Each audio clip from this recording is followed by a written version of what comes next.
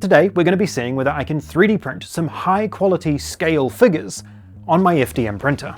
If you know me at all, it's probably for my FDM printed miniatures. I've spent the last couple of years across dozens of videos, dialing in processes, workflows, and tools that have gotten me usable tabletop miniatures from FDM printers for games like Dungeons & Dragons.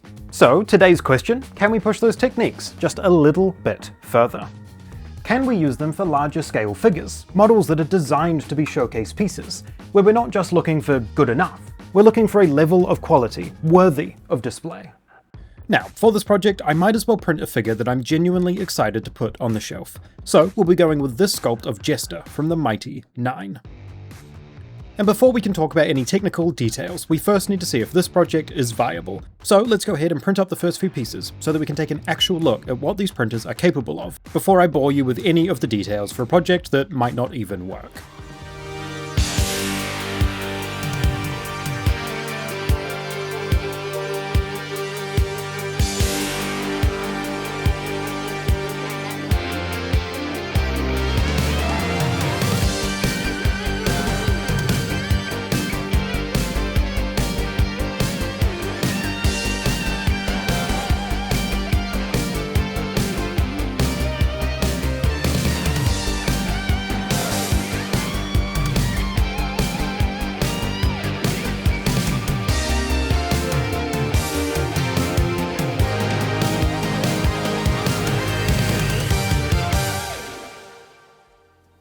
And there we have it. Now, obviously it is not perfect having come straight off the printer, but it does look really quite good. It's not beating a resin print, for example, but this is an incredible base to work from, given that it came off of an FDM printer. For the most detailed parts here, the head, the hair, and the hands, I chose to print these with the printer's lowest possible layer height, and you can definitely tell. All of the detail from the sculpts is captured in these prints, even if it's not completely perfect.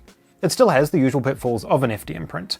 Less than perfect overhangs, the occasional visible layer line, which are especially noticeable when they're hit with a harsh light from above, and in some places with the super low layer height, I'm also seeing a little bit of artifacting. But I don't think that there is much point starting to sand or refine this model until we have the whole figure printed. So let's jump back over to the computer, I'll talk a little bit more about how I'm slicing and processing these models, then we can print up the rest and go from there. For this project, I'm using the Bambu Lab X2D with a 0.2mm nozzle and Bambu Basic PLA. But there's nothing particularly special about the printer here. The same principles apply to pretty much any modern FDM machine, and are still totally possible even on something like the A1 Mini. For this whole project, I am prioritizing quality pretty heavily here. Using the 0.2mm nozzle and super fine layer heights make these prints considerably longer, but when we're trying to produce tiny facial features, hair, and clothing details, I'd much rather spend the extra time in the print than try and make up for lost detail later. Beyond that, I haven't done anything particularly crazy with the settings. Most of these parts are being printed at 0.06mm layer heights, with the head, hair, and hands at 0.04.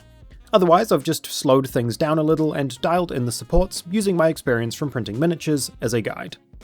But honestly, with figures like these, how you orient the parts can be almost more important than the settings themselves. You want the most important details positioned horizontally so that the printer can capture them cleanly, while still making sure that you're supporting critical areas. This is something we can see very clearly in my initial print of the hair. My first attempt looked great, right up until this section decided it didn't want to stay attached to the supports. But rather than changing a dozen settings, all I had to do was change the angle of the print. For pieces like this, I'll also manually add supports wherever I think the slicer needs a little help. Not only does this force more supports to be generated, but also better enforces the support interface generation, something the slicer doesn't do so great on its own. This helps to give a much nicer platform for parts to build up from, meaning that we'll get better looking, more successful overhangs. A few strategically painted manual supports can be the difference between a clean print and a very annoying reprint. And that has been my basic approach to this entire project. Besides that, it is worth noting that I'm not trying to make every single surface of the model look perfect. I'm trying to decide where the imperfections are allowed to happen. If an ugly overhang is going to be hidden by a connection, great. If a visible piece needs support, I'll spend more time making sure that support is actually doing its job, and just accept that I'll need to do a little bit of extra cleanup later. Because, to be frank, with FDM, you're always going to have some surfaces that look better than others. The trick is making sure the surfaces that matter are the ones that look good. And with all that figured out, I think it's time we get some more of this model printed.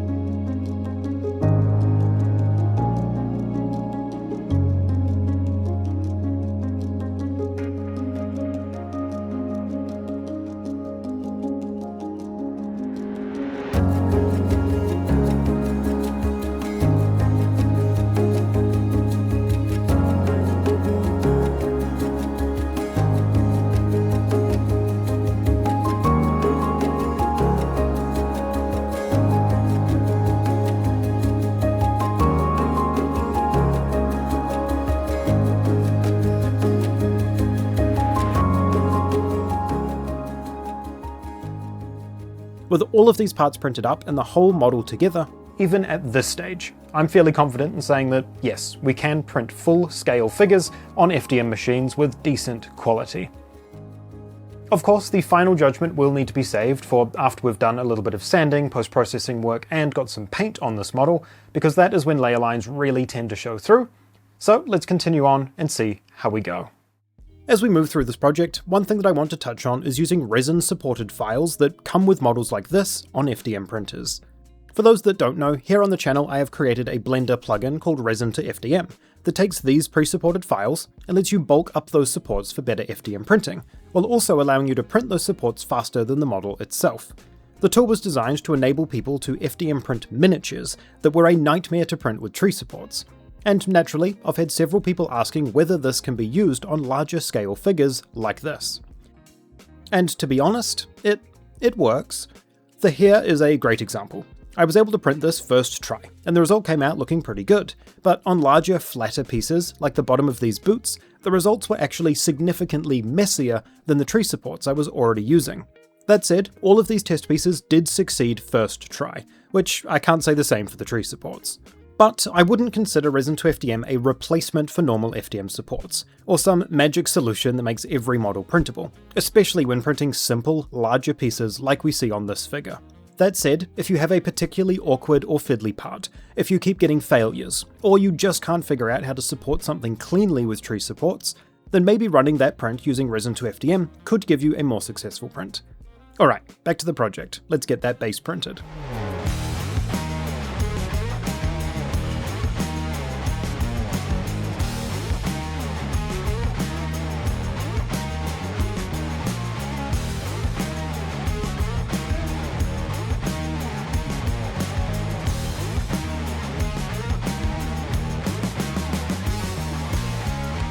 The base. I opted to print this with a 0.4mm nozzle because this is absolutely massive. Being sure to angle this in just the right way, I was able to avoid a lot of layer lines that you would usually see on a print this flat, and I think this is perfectly fine for our final project.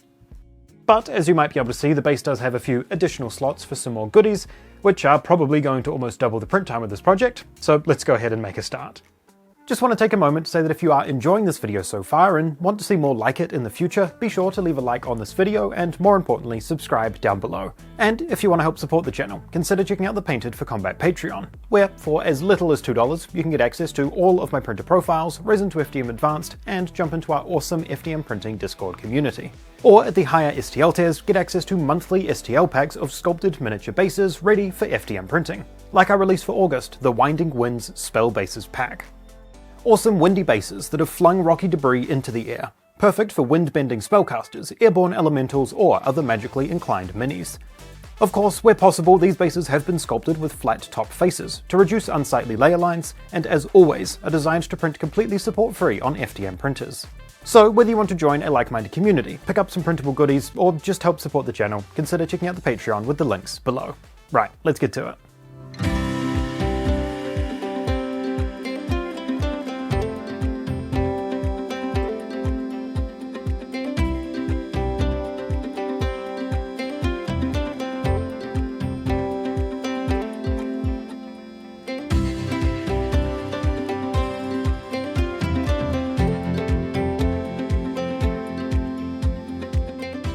Now, these parts on the base are definitely some of the more fiddly parts of this project. That's to say that there was no perfect way to orient some of these, and a few of them do have a couple of print issues.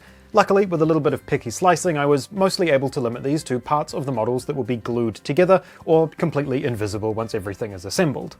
And while everything here did end up printing pretty well, there was one part of the project that was super tricky to get right.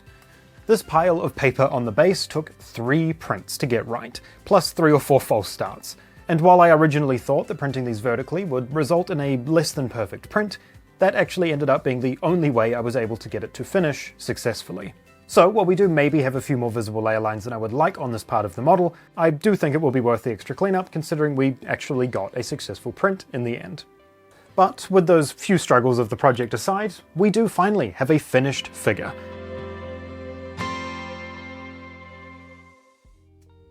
Of course, at this stage, this is still far from perfect. These are essentially raw prints with the supports removed. We definitely need to come in with a file, some sandpaper, and probably a hobby knife in some places to really clean this up and make it the best it can be. So now that we've had a chance to take a look at our figure straight off the printer, let's go ahead and move it over to the hobby table so that we can pretty it up ready for some paint. For cleaning up this model, there's going to be 3 primary tools I'm going to be using. 1, my hobby knife. 2, a set of mini files and a diamond file, and thirdly, some sandpaper, specifically 280 and 320 grits that have been superglued to a sheet of EVA foam. This just makes it so that I can flex them a little bit more to get into some tighter areas, and when that is then glued to some wooden stir sticks, I get some great sanding files that won't kill detail and will help get into crevices super easily.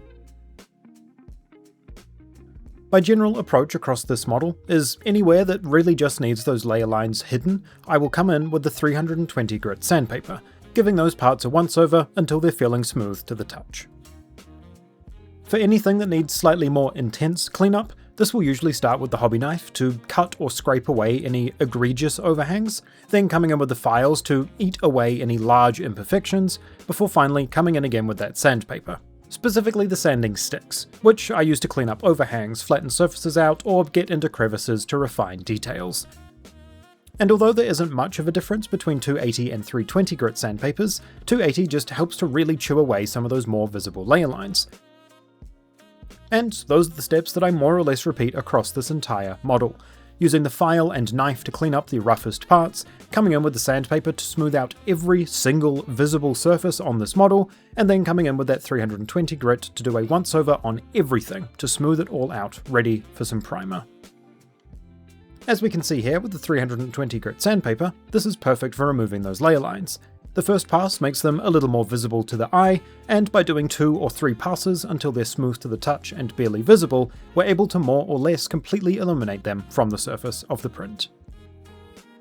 Now, while this cleanup is fairly simple, I didn't want to just glaze over this part of the video. This step was a large portion of my actual active hobby time on this project.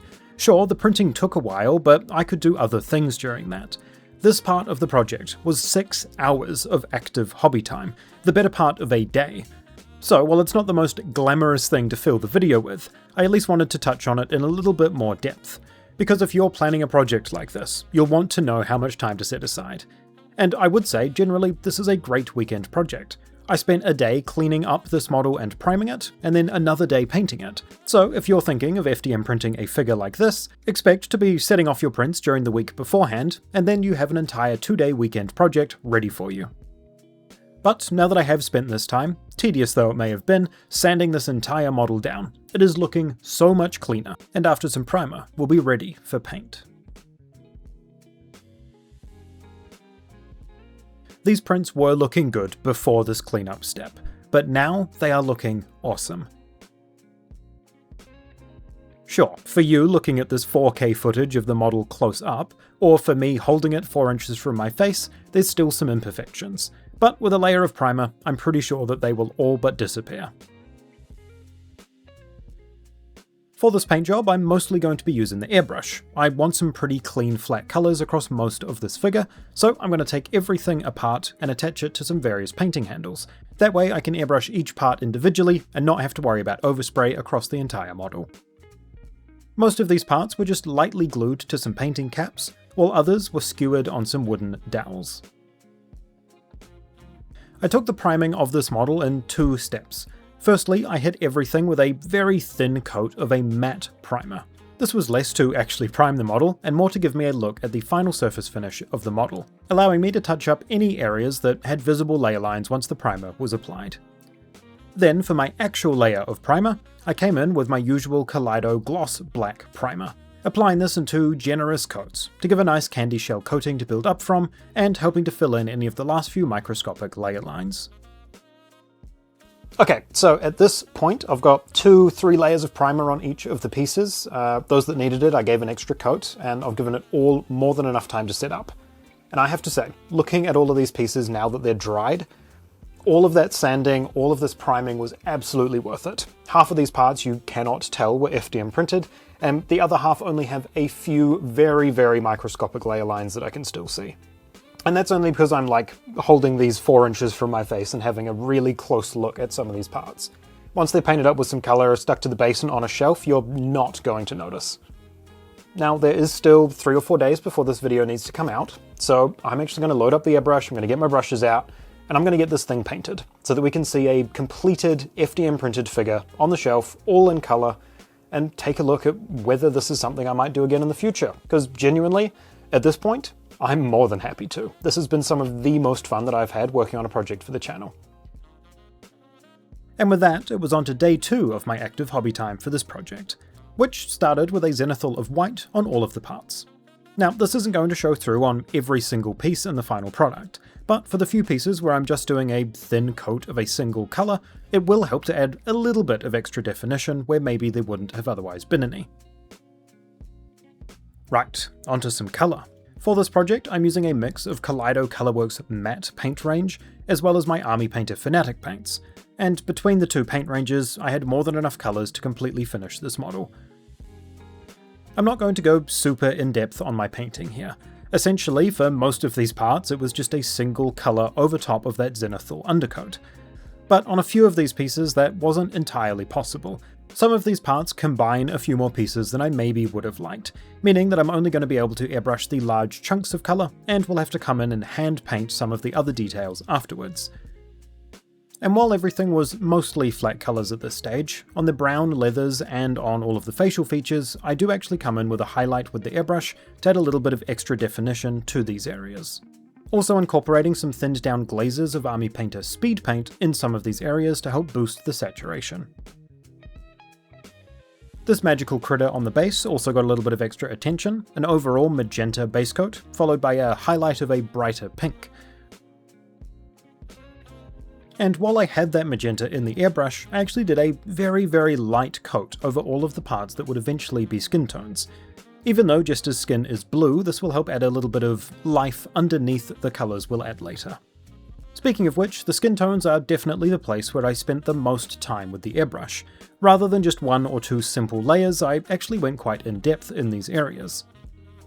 Starting with a base coat of a darker blue colour that has some slight greenish hues to it, I then came in with a more neutral, cool blue highlight, before coming in and adding some additional shadows and definition with a Beowulf blue speed paint. Overall, this created this gradient. In the highlights it was a cold blue, the midtones were a more turquoise blue, and the shadows almost had a purple hue to them. And I'm not claiming to be a master with the airbrush, but I'm pretty happy with the blends I was able to get, even if the skin tone maybe wasn't entirely perfect once it had dried. But with the airbrushing behind me, it was time to move on to some brushwork. And while I maybe would have liked to have been able to airbrush a few more of these elements to get some more interesting highlights, I do understand why the model wasn't split up more than it already is. I've actually blown this model up a little bit to print it at the size I wanted, about 145%. So if it was printed at the default scale, I can understand why they wouldn't want to split this up into any more parts. And while I'm sure I could have masked areas off to be able to utilise the airbrush more, I am far more comfortable with a brush in my hand than I am at masking. So I just had to bite the bullet and base coat the rest of these parts by hand.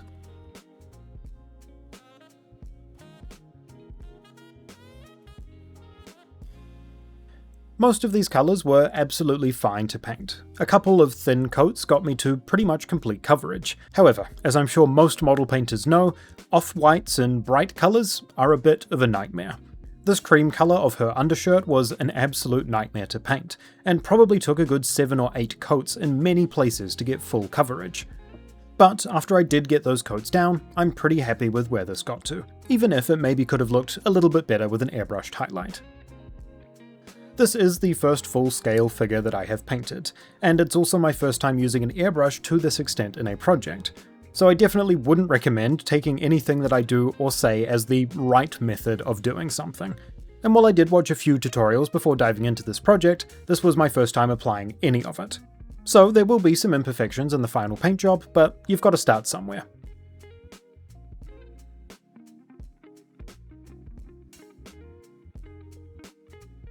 When it came to the face for this model, this is the only place where I actually highlighted any of my brushwork.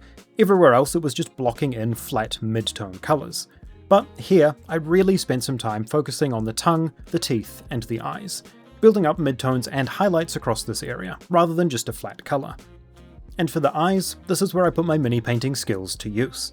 The rest of the paint job can be simple, flat colours, but if you muck up the eyes, it is so obvious. Even from a distance, bad eyes can be the thing that make a figure look uncanny. So I made sure to spend a good amount of time here, probably a good half hour or so, just getting these eyes right. So I tried to match the renders as closely as I could, starting out with solid black circles, before coming in with layers of purple and pink to create the irises for the model. Then a final dot of black, followed up by a white highlight, definitely helped to make the eyes the most interesting part of the model. And once that face was complete, I came in with an all-over matte varnish to protect the paint job on this model, before coming in with the last few final touches. A dry brushing of grey across the stone base to help give it a slightly different texture to the rest of the piece. Then for the various paint cans on this model, a layer of a very dark grey, followed by some dry brushing of a bright silver, which by doing this step now, allows those bright metallic paints to shine through, rather than getting dulled down by the matte varnish. And with that, we're ready to assemble our model. For assembling this model, I'm going to be using a gel-based superglue. I find that this works really well on larger 3D prints and stops pieces from potentially falling apart later down the line. Plus, the thicker gel-based consistency of this glue means that you're not risking having thin superglue dripping down the side of your final painted piece. Ask me how I know. And after carefully assembling this model, over a week's worth of work between printing, sanding, assembling, and painting this model, our full-scale FDM printed figure is ready to go on display.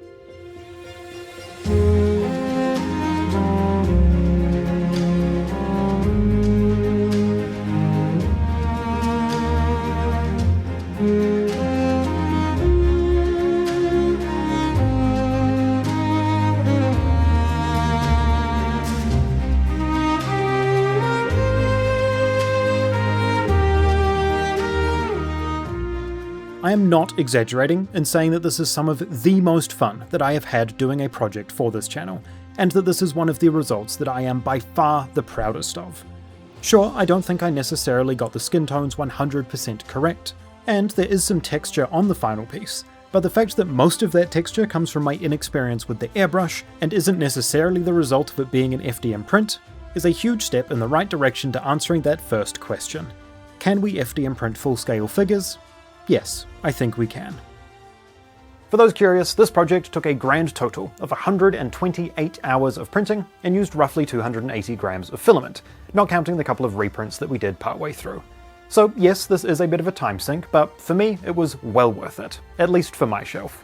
And again, if you've made it this far, do be sure to subscribe down below. Let me know if this is the kind of video that you'd like to see again in the future, and drop a comment. What character should I FDM print next, or what member of the Mighty Nine should be next on my shelf? I know that this has been a slightly longer video than my usual content here on the channel, so thank you for sticking around until the end. But more importantly, thank you so much for watching, and as always, have a good one.